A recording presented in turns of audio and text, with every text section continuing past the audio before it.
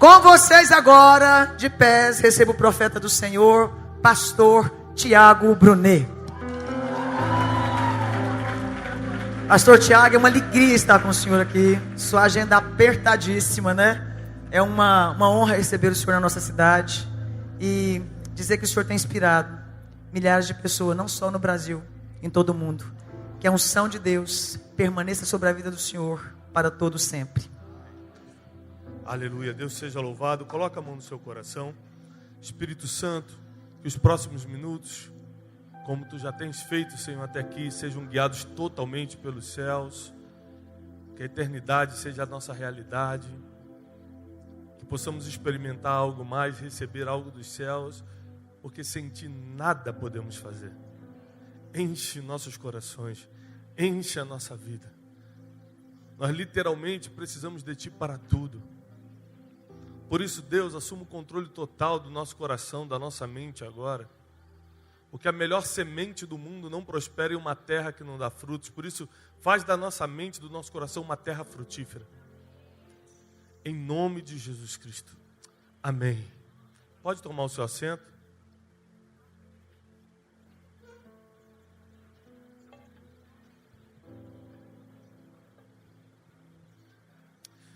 Irmão, nos últimos tempos, eu tenho literalmente vivido de cidade em cidade, de aldeia em aldeia. Amém.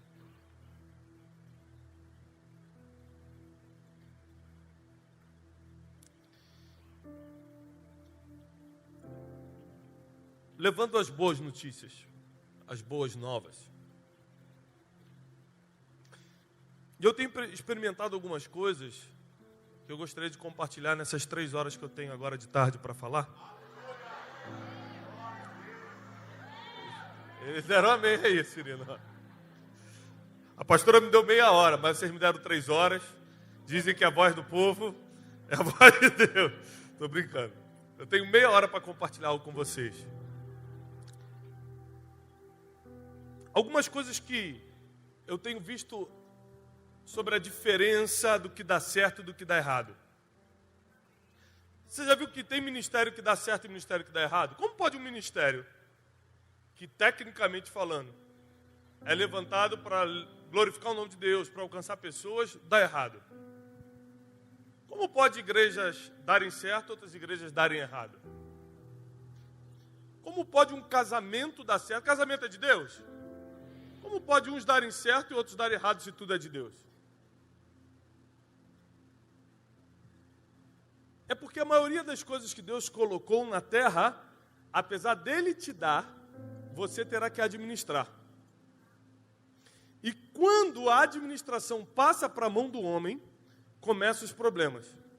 E tem coisas que você não vai conseguir dar para Deus, porque você mesmo que vai ter que fazer. Por exemplo, pela fé, porque Deus é misericordioso, porque a Bíblia diz que a esposa prudente vem do Senhor, Deus me deu a Janine para casar. Isso são coisas que só Deus pode fazer. Agora, Deus nunca tratou ela bem por mim. Deus nunca pagou minhas contas por mim. Eu tive que pagar as contas, tratá-la bem, ser um bom marido para poder ser feliz. Ou seja, a estabilidade do nosso casamento já não tem a ver com a fé, tem a ver com a forma que eu administro o que Deus me deu. E por isso muitos ministérios, casamentos, empresas, muitas coisas que Deus confia na mão do homem acabam não indo para frente. Porque a partir do momento que Deus te deu, saiu da mão dele. Quer ver? Vitor Hugo é um dos grandes profetas hoje da atualidade. Deus tem usado ele de uma forma sobrenatural. Mas se ele não percebeu isso, eu vou falar para ele hoje. A partir do momento que o dom sai do céu e entra nele, aí Deus já dá o passo para trás e fala, agora administra o dom. Se ele enterrar o dom, como em Mateus 25 acontece com a parábola dos talentos, no dia Deus vai falar assim, o que você fez com o seu dom? Você fala assim, Senhor, eu vim de uma família muito difícil. Senhor, você viu minha infância. Eu apanhei do meu pai. Senhor, você sabe, eu vim do Chile, na verdade ele é do Paraguai, mas ele fala que é do Chile. Peçam sempre para ver o passaporte dele, hein? Ele falou assim, Senhor, eu vim do Chile, Senhor, eu sou imigrante, Senhor. Ele podia dar 1000 desculpas que Deus ia falar o que falou para aquele servo que enterrou o talento. Presta atenção, se você pega R$1.000 e devolve R$1.000, você errou em quê? Se eu... Me dá 1.000. Te dei 1.000. Você me dá 1.000. Aí eu te devolvo 1.000. Eu te roubei em quê? Para Deus você rouba. Ele chega e fala, o quê? Você vai me devolver a mesma coisa que eu te dei? Servo mau e infiel. Não só administrar. Aqui começa o problema dos ministérios. O problema do ministério não é só a administração, é a multiplicação. Porque olha só, se meu amor fosse o mesmo pela Janine de 13 anos atrás, quando a gente casou, hoje eu estava ferrado. Eu tive que multiplicar isso. Porque vieram 3 filhos, porque vieram coisas boas e coisas ruins no caminho, porque a gente enfrentou muitas dificuldades, e o amor que eu tinha 13 anos atrás não suportaria o que nós passamos até aqui. Então tudo que Deus confia na tua mão, Ele está esperando 2 coisas, que você administre e multiplique. E a maioria de nós perdemos dons, perdemos os talentos, perdemos a igreja que Deus nos confiou, perdemos o casamento, porque a gente não sabe administrar, muito menos multiplicar.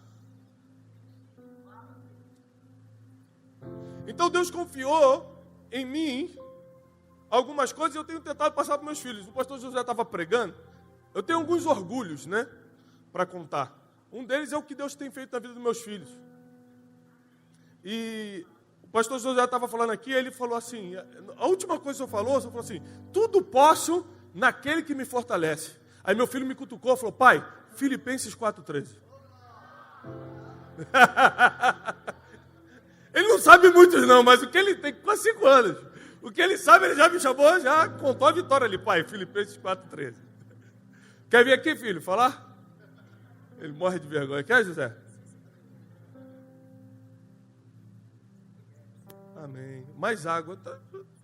Vai trazendo. Acho que vamos fazer um rodízio. Tem rodízio? Vamos de rodízio.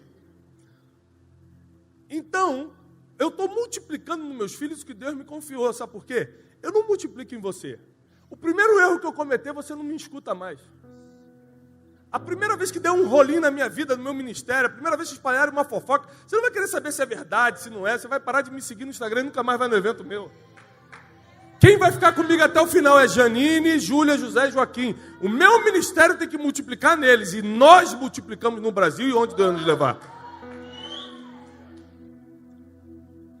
Então, administrar e multiplicar o que Deus confiou é muito difícil. E o nome dessa conferência é marcante porque fazer a diferença no mundo de iguais é um desafio. Porque hoje em dia todo mundo está na base da cópia. O que está dando certo? É tal coisa, eu vou fazer. Qual é o nome que está na moda? Inteligência. É tal, aí vou fazer também. Agora é tal coisa. Ou seja, a gente vai na base da cópia. Isso quer dizer que a gente não está nem administrando nada e muito menos multiplicando. Porque quem copia, multiplica para o original e não para o pirata. Então chegou um tempo da gente ver algumas coisas diferentes. E para a gente fazer a diferença no mundo de iguais, tem alguns princípios. Hoje eu só tenho tempo para ensinar um, eu vou ensinar para você qual o princípio mais importante, ao meu modo de ver, para você fazer a diferença no ministério, para você fazer a diferença como pessoa, para você fazer a diferença naquilo que Deus confiou na sua mão. E isso está em Tiago, capítulo 3. Quando eu escrevi esse livro, eu estava inspirado, foi um tempo com Deus muito precioso. Abre aí na sua Bíblia, Tiago. Só 3 pessoas entenderam, para você ver como é que o pessoal está ligado. Depois assista esse DVD para você pegar o que eu falei agora. Tiago, capítulo 3.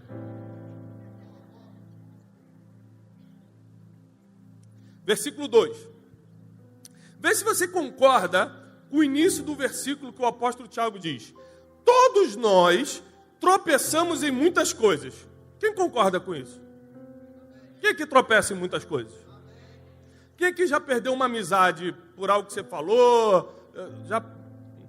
Já perdeu um relacionamento? Quem aqui já perdeu dinheiro e nem lembra como perdeu? Amém. Tem que dar glória, né? Quem aqui já deveu o cartão de crédito? Levanta a mão. Aleluia. Estamos numa igreja. Estou me sentindo... Estamos na igreja. Quem aqui já deixou de falar com alguém? eu vou parar de falar com fulano, não estou falando com fulano. Alguém já? Amém. Mas continua ofertando normalmente, apesar da Bíblia proibir. É uma bênção. Então, repare nisso. O apóstolo Tiago, ele já mata algo muito importante. Ele fala assim, ó, todos nós tropeçamos em muitas coisas. Eu tropeço, você tropeça, nós tropeçamos, vós tropeçais, todo mundo tropeça. Mas ele continua dizendo o seguinte, ó, agora ele vai dar uma chave. Porque todos nós tropeçamos em muita coisa. Mas se alguém não tropeça em palavra, ou seja, se você não tropeçar pelo menos naquilo que você fala, você é varão perfeito e poderoso também para refrear todo o corpo. A Bíblia diz o seguinte, sede perfeitos como perfeito é o vosso... Sede perfeitos como perfeito é o vosso Pai. É possível nós, seres humanos, sermos perfeitos como Deus é perfeito? Então por que a Bíblia nos orienta a fazer algo que é impossível? É porque, na verdade, você está julgando por um padrão que você não consegue dimensionar. Mas o padrão de Deus de perfeição é, se você não peca no que fala, para mim você está perfeito. Se você não abre a boca para tocar nos outros, se você não abre a boca para mentir, se você segura a sua língua, se você não se junta na roda dos escarnecedores, se você, quando se junta com outros pastores, não é para tocar no ministério, mas é para falar da glória de Deus, você, para mim, já é perfeito. Mas eu erro em tal coisa. A minha graça te basta.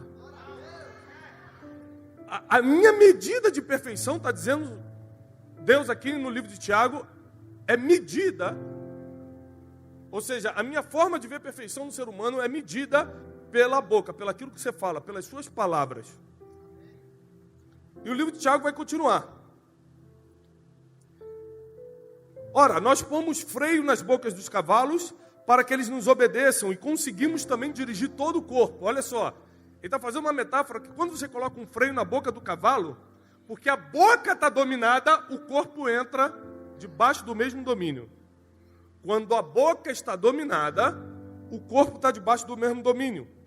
Vede também as naus dos barcos, que sendo tão grandes e levadas de impetuosos ventos, se viram com um bem pequeno leme para onde quer que a vontade daquele que a governa. Assim também é a língua, um pequeno membro que gloria-se de grandes coisas. Vede quão grande bosque um pequeno fogo pode incendiar. A língua também é um fogo, como um mundo de iniquidades. A língua está posta entre nossos membros, mas contamina todo o corpo, e inflama o curso da natureza, e é inflamada pelo inferno. Porque toda a natureza, tanto de bestas feras como de aves, tanto de répteis como de animais do mar, se amansa e foi domada pela natureza humana, mas nenhum homem pode domar a língua. É um mal que não se pode refrear. Por isso que a Bíblia te chama de perfeito, se você conseguir fazer. Ela está cheia de peçonha mortal. Com ela bendizemos a Deus e Pai, e com ela mesmo amaldiçoamos os homens que foram feitos à semelhança de Deus. De uma mesma boca procede bênção e maldição. Meus irmãos, não convém que isto seja assim. Porventura pode sair da mesma fonte, do mesmo manancial, água doce e água salgada? Meus irmãos, podem a figueira produzir azeitonas ou a videira figos? Assim, tampouco pode da mesma fonte sair água doce e água salgada. A fonte aqui que Tiago está falando é a nossa boca, a nossa língua. E ele está falando que é impossível sair da mesma fonte água doce e água salgada. A partir do momento, isso é uma decisão, que eu decidi usar a minha boca para coisas salgadas. Vou falar mal de alguém.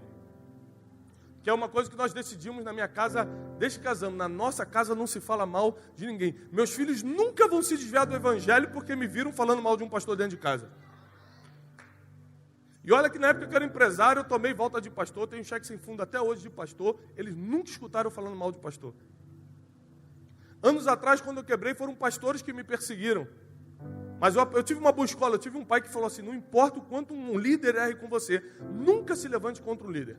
Deixa que Deus cuida dele, guarda a sua boca. E os líderes que me detonaram anos atrás são os mesmos que hoje ficam no Instagram para mim. Tiago, Deus está te levantando, bem que eu profetizei. São os mesmos.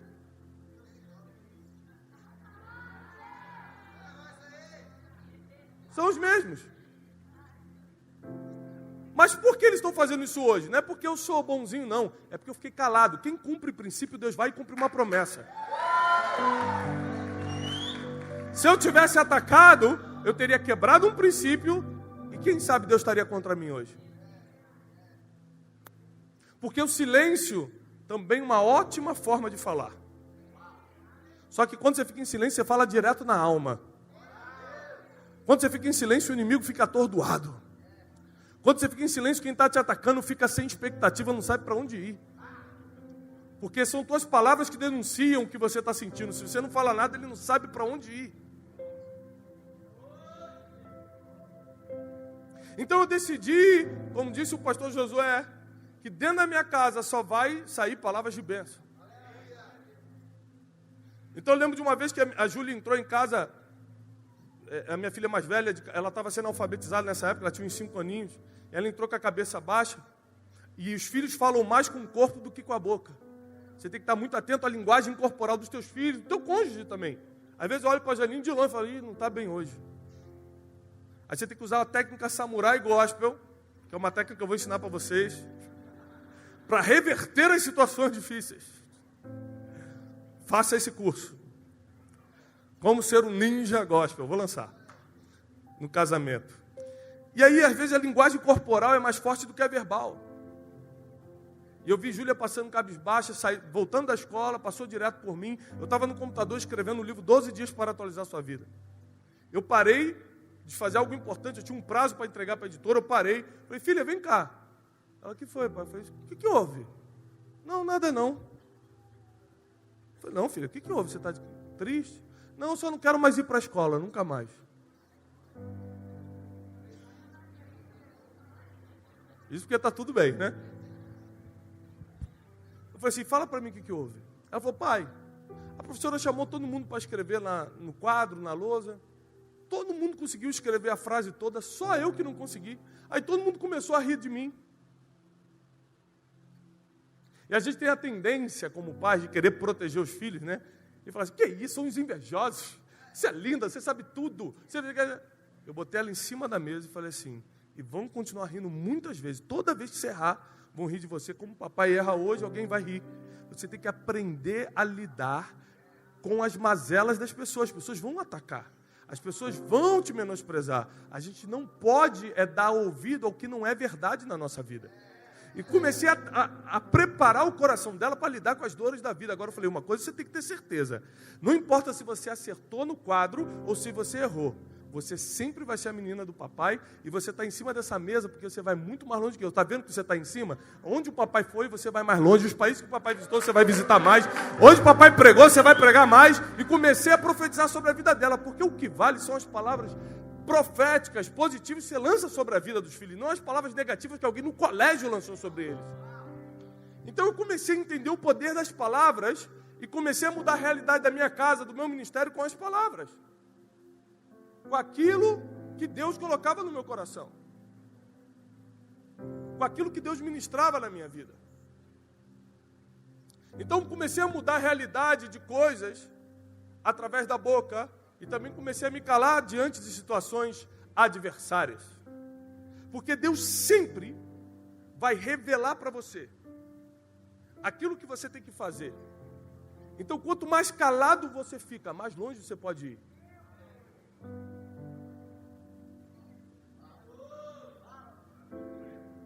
Quanto mais caladinho você fica, mais longe você pode ir. Está sendo pressionado?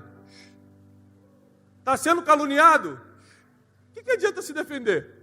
Quem gosta de você não vai deixar de gostar. Quem não gosta vai pegar o que você está fazendo de defesa e vai criar uma festa em cima. Chegou a hora de nós, como pastores, como líderes, amadurecermos. Crescermos, fazermos a diferença. Nunca abra a tua boca para falar de alguém dentro da tua casa. Nunca abra a tua boca para amaldiçoar um pastor, amaldiçoar uma pastora.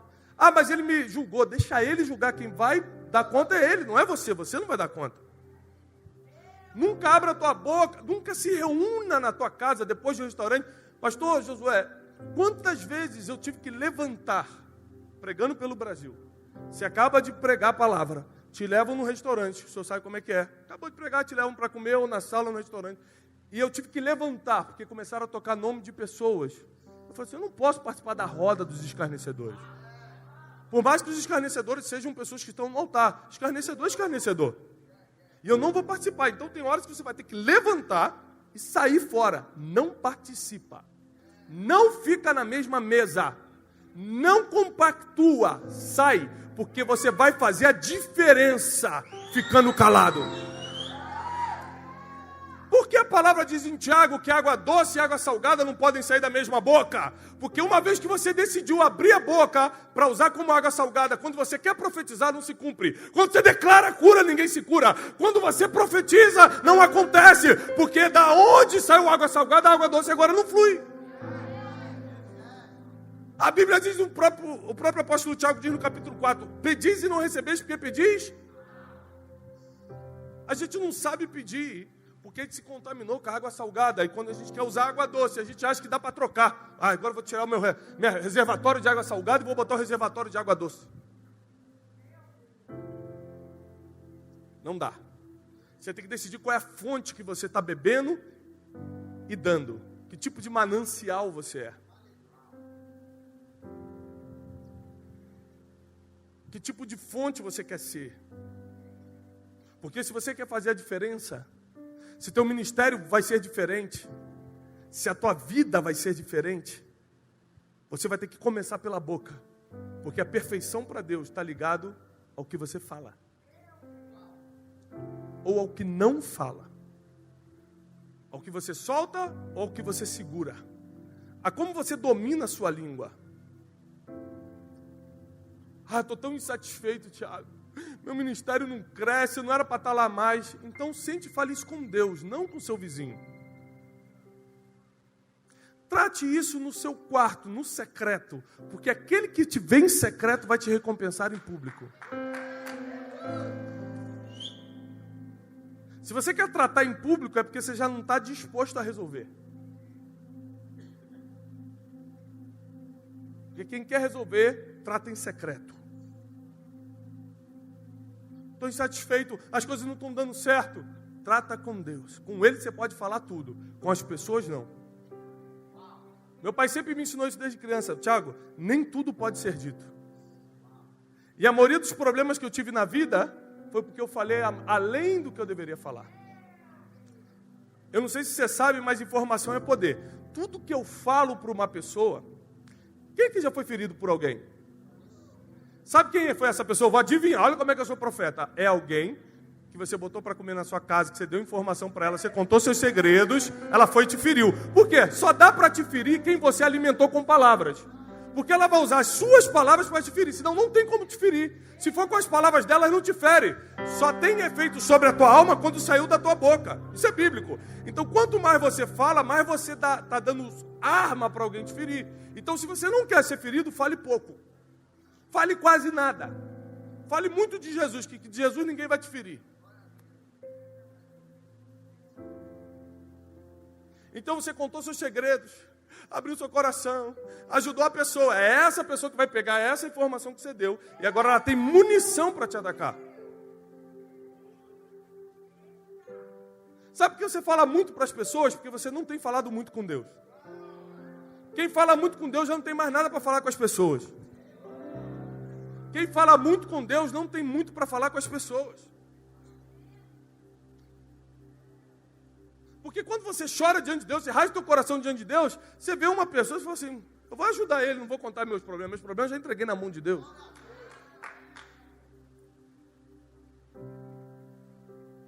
E sabe por que a gente não tem feito a diferença? Diante de tantas coisas, mas principalmente pelo que a gente fala. Antes de ser pregador, de estar no ministério, eu era empresário. E quantas vezes eu via pastores entrando, a minha empresa servia muitos pastores, eu via pastores entrando no meu escritório, ele entrava e falava, bonito, hein? Tá rico. Aí no meu coração eu falo assim, que invejoso. Eu não era tratado nessa época, né? Aí eu falava assim, que invejoso, cara. Tomara que esse cara não volte mais aqui. Eu desejando que um pastor não entrasse mais no meu escritório, porque eu sei que ele entrava olhando as coisas. Mas porque eu soube que ele estava olhando as coisas? Pelo que ele falava. E quando você acabava uma reunião, o pastor queria te levar até o estacionamento. Podia ser 3 quilômetros daqui para ver qual carro que você estava. Porque tem líder que se importa mais com a tua aparência do que com a tua essência. Então você pode estar fazendo tudo errado. Você está com um carro do ano, fala, que homem de Deus, hein? Não aqui no Brasil, mas aí por fora. Deve estar terrível. Então eu comecei a entender que eu precisava ser um homem de palavra. Quando a empresa quebrou, eu não vou falar os valores, mas foram muito altos. E todos os cheques sem fundos que a gente, quando fez a auditoria para fechar a empresa, eram de pastores. Pastores que passavam um cheque, viajavam, eu tinha uma agência de turismo, viajavam, voltavam, suspendiam o cheque. Aí eu ligava, pastor, o senhor viajou, foi tudo bem? Foi tudo bem, como é que foi Paris? Foi benção, né? Foi bem. Por que o senhor suspendeu? Deus mandou. Foi o quê? Deus mandou o senhor... Deus mandou, a igreja está numa situação difícil. Eu falei, pastor, eu entendo. Só que o senhor viajou com a família, foi para Paris, o senhor curtiu. Eu tenho uma agência de viagem. É o que eu falo na igreja, os inimigos estão se levantando. Eu vou botar o seu nome no caderno de oração para a gente estar orando. Quantas pessoas querem oprimir a obra de Deus na igreja? Então, porque eu estava cobrando uma dívida que ele fez, eu era agora o opressor da igreja. Isso tudo antes de eu ser pastor. Então eu pensava assim, se um dia Deus me levantar, eu vou precisar lutar contra tudo isso. Se tinha um homem que podia ter raiva de pastor, era eu. E quando Deus me levantou como pastor, Deus falou assim, olha, você tem 2 opções, bater nos pastores e andar debaixo do meu jugo, ou você ensinar como se faz.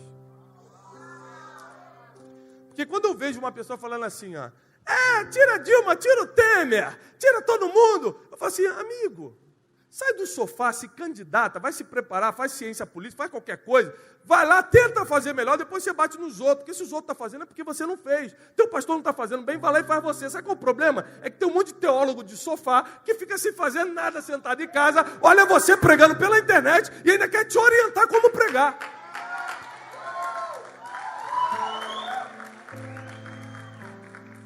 Então, olha só, vamos fazer um pouquinho mais do que falar. A gente está falando muito e fazendo nada. Quer que o Brasil mude? Vai lá e faz você. Fala, Senhor, tu me chamaste para ser presidente? Vai lá e seja. Acabei de vir de Brasília, passei em frente ao palácio, ao congresso com meu filho José, fui ensinando para ele a questão de governo. E uma coisa que eu falei para ele, filho, só vai mudar se a gente fizer. Quer que a igreja mude? Seja você. A gente tem um dito popular crente que diz assim, a igreja sou eu. Quem já viu esse dito? Quem já viu? Sim ou não? Quem já falou isso? A igreja sou eu. Então vou te fazer uma pergunta em cima do que você fala. Se a igreja é você, a igreja está bem ou está mal? A igreja está devendo ou está em dia com seus compromissos? A igreja está bem emocionalmente ou está ferida? A igreja está conectada com o trono ou a igreja está vivendo as coisas aqui da terra? Se a igreja é você, como é que anda a igreja de Cristo? A igreja fala mal dos outros ou a igreja protege os indefesos?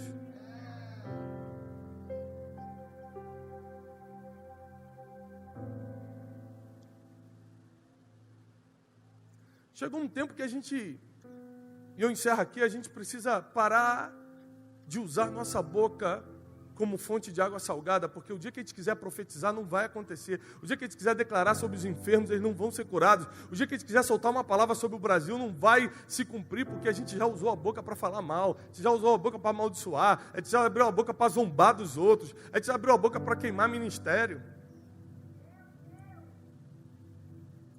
Um dos primeiros vídeos nossos que viralizaram na internet foi um vídeo que parece parece, como vazou no vídeo, eu vou falar o nome, mas parece que eu estou defendendo a Igreja Universal. Alguém já viu esse vídeo? Não é que eu estava defendendo, eu estava num culto, alguém cortou aquele pedacinho e subiu na internet. E até quando querem te fazer mal, te fazem bem, porque foi ali que o nosso ministério começou a ficar mais conhecido. Você vê, né? Alguém falou assim, vou queimar o Thiago, vou botar esse pedaço aqui no Facebook. Pá, explodiu. 20 milhões de acessos. Que eu falo o seguinte, que um líder chegou para mim e falou assim, Thiago, você precisa se posicionar. Você precisa se posicionar. Deus está te dando uma voz aí no país. Eu falei, mas posicionar em relação a quê? Porque todo dia querem que eu me posicione em relação a alguma coisa. Se eu fosse botar banner de tudo que querem que eu me posicione, já não seria mais Thiago. Seria um carnaval, um folclore de coisas, porque querem que eu defenda isso, defende aquilo, defende isso aqui, defende isso aqui, defende também isso, defende aquilo. Olha, a gente precisa definir o que a gente está escutando de Deus, não o que as pessoas querem. E aí uma pessoa fala assim, você tem que começar a combater o neopentecostalismo, esse pessoal aí está arrancando dinheiro dos pobres. Eu falei, como assim arrancando dinheiro dos pobres? Não, aí começou a dar nomes. O pessoal da Mundial, da Universal, não sei o quê. Eu falei assim, mas na sua igreja não pede oferta? Pede! Eu falei, eles também pedem. Não, mas lá o pessoal é miserável. Mas sabe por que lá é miserável, pastor? Porque o senhor está atingindo os empresários. Ele está indo onde o senhor não vai. Ele vai na prostituta. Ele vai no mendigo. Se entrar 5 mendigos aqui, acabou a conferência. A gente não tem estrutura para cuidar. Se entrar lá na Universal, eles vão cuidar. Então deixa eu falar uma coisa. Enquanto eu não estou tirando prostituta da rua, não estou salvando mendigo, eu estou aqui só pregando na boa, vou fazer o seguinte, eu não vou falar mal de quem está trabalhando, não. Porque é muito fácil estar andando de avião, dormindo em hotel e falando mal de quem está na rua tirando mendigo. Ah, pelo amor de Deus, chegou um momento que não é só questão de Deus, não, é questão de inteligência. É questão de inteligência. Eu falei, eu não vou defender nada, eu não vou abrir minha boca para falar mal de ninguém. Se o senhor está fazendo melhor, faça o senhor. Foi isso que eu falei no vídeo, e aí, enfim.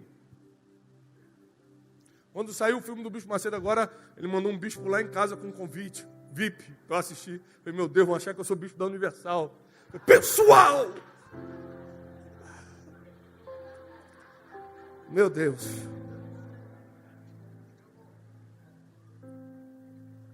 E você sabe que é uma coisa interessante, porque desde pequeno, nós nunca fomos de Universal, nada disso, mas meu pai, que é pastor, ele passava em frente à igreja Universal, meu pai falava assim, Thiago, vai lá rapidinho, bota o nosso nome no caderno de oração.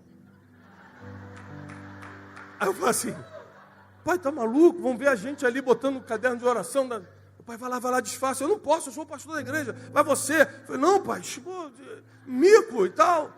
A gente era pequeno. E meu pai sempre falava, ó. E depois eu casei, ele continuou me ligando. Thiago, você botou o seu nome e das crianças em algum caderno de oração essa semana da Universal? Eu falei, não, pai, que negócio é esse pela Universal? Não é possível. E você sabe como foi uma das maiores realizações do meu pai? Que quando esse vídeo explodiu, a Igreja Universal me mandou um e-mail. Eles trabalham muito com e-mail, né? Então os bispos do Templo de Salomão, Bispo Macedo, todo mundo mandou um e-mail dizendo o seguinte: